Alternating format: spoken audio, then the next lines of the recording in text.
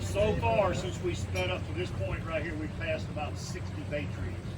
You ever use bay leaves when y'all are cooking at home? Somebody can get all the bay leaves you want for free. Best time to do that's in the winter time.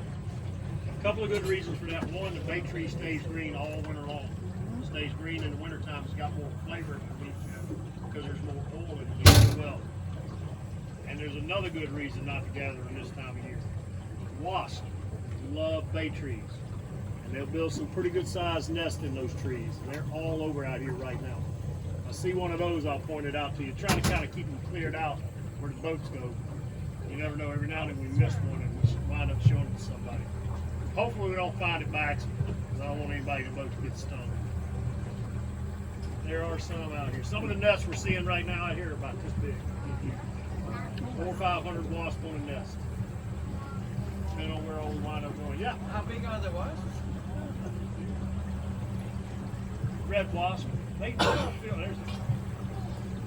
Speaking of, you want to look at one a little closer? I'll show y'all one. Hang on. It's pretty high up in the tree, so it shouldn't bother us. There's a little tree right over here. I just saw it. There's a nest hanging in that tree right there. I know there was some over here, but we got rid of them last week, so they're not any longer there. Let me get over there a little closer. I'll be able to show y'all one. This one looks like there's probably 200 or 300 wasps on it here. It's looking like it's about this big. If anybody wants to play with it.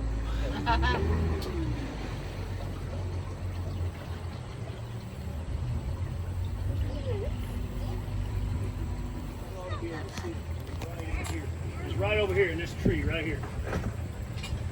See the black ball hanging out of the leaves right there? Oh, right there? That was not even all that big yet. See if we get that one in there too.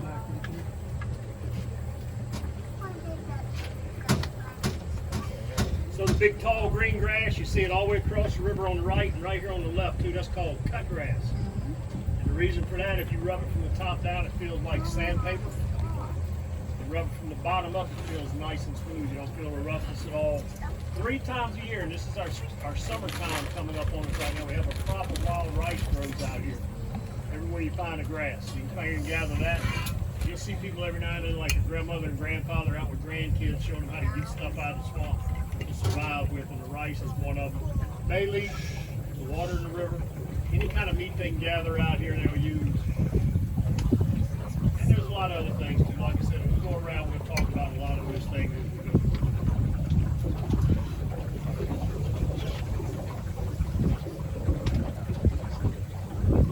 Two main types of trees out here. We're going to talk about them both right over here on the right-hand side. The first one's got the little small white sign now. It's a Tupelo gum tree.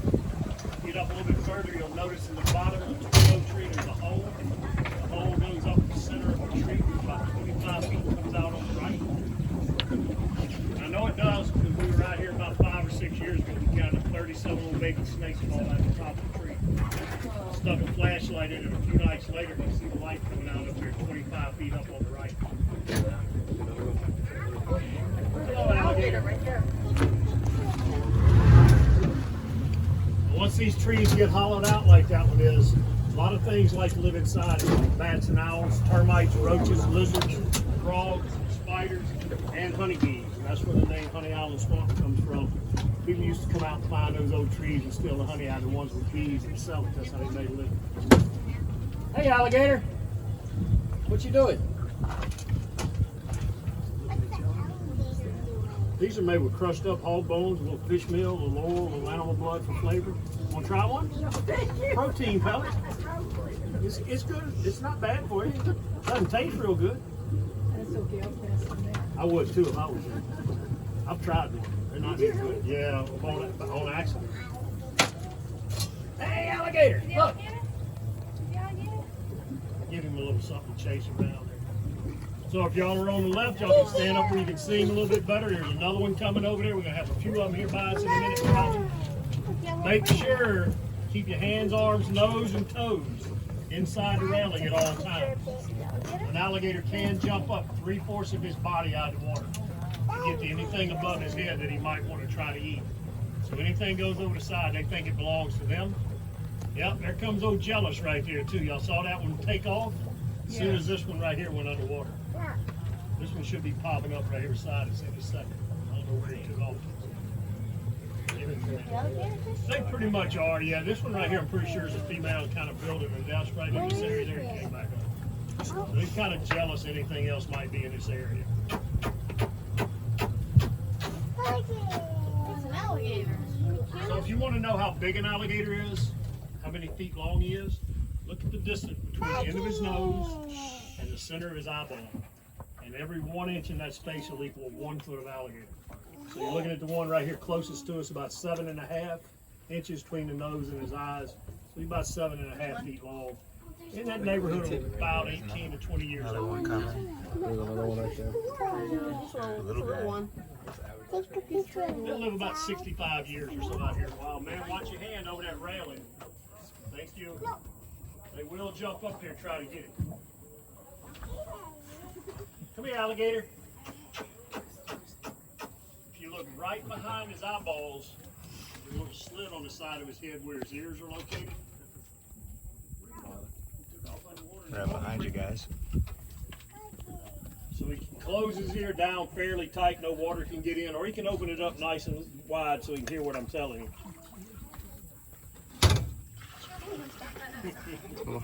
They kissed. He wants back inside. Alligators have 3 eyelids. They got one from the top down, one from the Why? bottom They up. don't want me. The eyelid goes from the front to the back of the eyeball. This little That guy one's wants to be clear, your so when he's friend. swimming underwater, you can see where he's going. He wants to come home with you. And the most important thing on an alligator when you're looking at them, you see the bumps and ridges on their back. Those are called scoops. Really small. And that's how they regulate their body temperature. When they get cold, they're going to lay with their back in the sunshine to warm up. Same thing if they get too hot, they put their back underwater to cool them down. And they'll also, this time of year, you'll see them laying around with their back exposed to the sunlight, kind of like the one out in the middle here. They do that not because they're cold this time of year. It's plenty hot out here. The water temperature is about 85. They do that when they've had too much to eat. And they get their back warm when it's hot like this in the summertime. The blood in their body thins down. And it makes it flow faster, which means their heart rate goes up, which means their rate of breathing goes up. So he's at the gym working out. Otherwise, all an alligator does is kind of float around in the water waiting on the next thing to come by he wants to eat. So the scoots are 6 rows wide and 20 rows long down his body.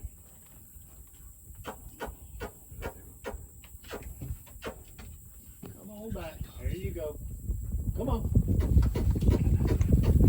Tail makes up about half their entire body length. That's the second strongest muscle in their body. Underwater, they use their tail to swim about 8 to 10 miles an hour. On top of the water, about 18 miles an hour. And on dry land, they use their forelegs and their body weight, or their tail, I should say, to carry them along at about 35 miles an hour on dry land. They can also jump straight up in the air anytime they want. When they're in the water like that, they get vertical in the water column. They can leap 3/4 of their body straight up in the air. So an 8-foot alligator can jump just above 6 feet high. Is that? Yeah. He can get in here anytime he wants. You're just gonna abandon her, huh? Just like a snake. The snake gets in here, I'm gonna leave him with her. I'm leaving. Man, no wonder you were talking to me a while ago about leaving him out here. That's what she's talking about now. She used that told him snake excuse me. That's not what she was doing. Yeah. Like I said, that's that same one. I think it's a little bit jealous. It's probably trying to build a nest around here somewhere. So this is the time they should be building nests. If they hadn't already built a nest and got eggs in it, they should be building right now. And any day now, they should be laying eggs. There you go. Right on the very tip end of their nose, if you look really, really hard, you'll notice that some of them it's easier to see than others. Right on the tip of their nose, there's a little dark brown spot. One of the biggest changes an alligator goes through during his lifetime. When they're born, they've got 81 teeth. Coming out of his eggshell, he's got 81 teeth, and his 81st tooth is right on the very tip end of his nose. That's an egg tooth, helps him get out of the eggshell. Once he's out, that tooth's got no use ever again, so it falls off, it's never regrown. The rest of his 80 teeth can all be regrown, regenerated thousands of times each during his life. Oh, he's gonna have 80.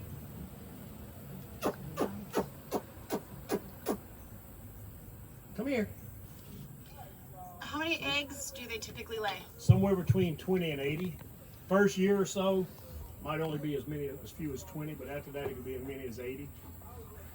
How many usually hatch? Let's put it like this: only 1% of all the eggs laid live to be 4 foot or better. So it could be a bunch of them hatch, but they're not going to make it very big. You're talking about something when they're born, they're about this big, and everything out here eats baby alligators. Big bass, catfish, big snakes, other alligators, birds of prey, eagles, ospreys, hawks. The eagles show up usually somewhere around the end of September, first part of October. Just when little baby alligators are hatching. Same time of year. And they show up here for a reason. That's an easy free meal for a big eagle. There's a turtle on the log right in front of us. So y'all might have had these turtles for pets before, the yellow-eared and red-eared sliders. That's what that is. That's a yellow-eared slider hanging out. Hope you got in the water. He got talking jumped about in. it. You got scared. We might see some more as we go around. There's plenty of them out here to see.